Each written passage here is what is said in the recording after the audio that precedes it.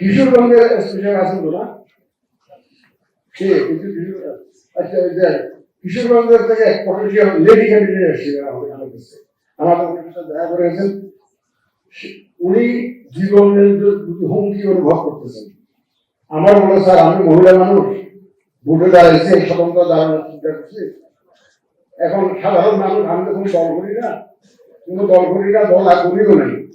সাধারণ মানুষ, রিক্সা পুরা ভেন্ডার, স্ট্রিট ভেন্ডার যারা আমার সাপোর্টার, বলে এখন এদেরকে রাত্রে ধমক দেয়, একজনকে মামলা মোকদ্দমায় ফাঁসিয়ে দিছে, নানাবিধ কমপ্লেন করে গেছে। এবং সবচেয়ে বড় কথা হলো ওই কমপ্লেন আমরা ব্যবস্থা নেওয়ার জন্য হয়তো রিটার্নিং অফিসারকে পাঠাবো, কিন্তু ব্যাপারটা হচ্ছে সে উল্টোখানে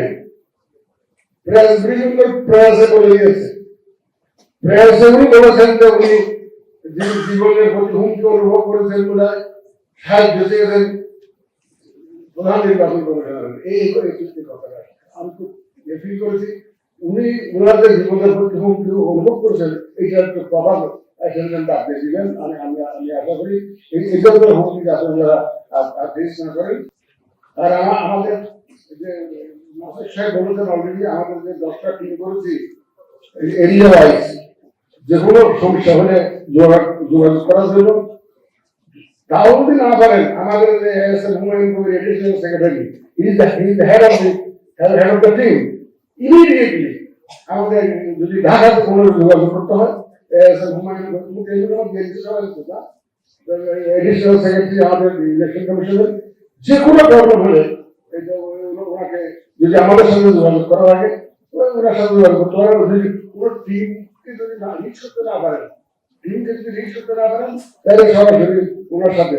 তারপর আমাদের কমিশনার মহোদয় করা আছে। যা হোক, আমি জানাম, আমি আজকে I am now going back emboldened, এবং আমি খুব অসম্ভব রকম ভাবে আমার বুকের জোর বেড়েছে আপনাদের কথাবার্তা শুনে। এবং আমি আপনারা আমাকে আশ্বস্ত করেছেন, আমি আশ্বস্ত হয়ে ধীরে যাচ্ছি। ইনশাল্লাহ যে উদ্দেশ্যে আমরা একত্র হয়েছি আজকে এখানে, সেই উদ্দেশ্যে ইনশাল্লাহ আমরা ডেলিভার করতে পারবো। আমাদের তো কোনো ব্যক্তিগত কোনো এজেন্ডা নেই।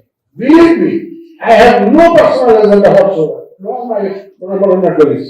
My only agenda is to die satisfied that I have been able to do something for this nation at this critical moment. এটাই আমার একমাত্র এজেন্ডা, আর কোনো এজেন্ডা নেই। এইটা একমাত্র সম্ভব আপনাদের সহযোগিতা পেলে, এবং আমি সহযোগিতা পাবো সে আশ্বাস আপনাদের কাছে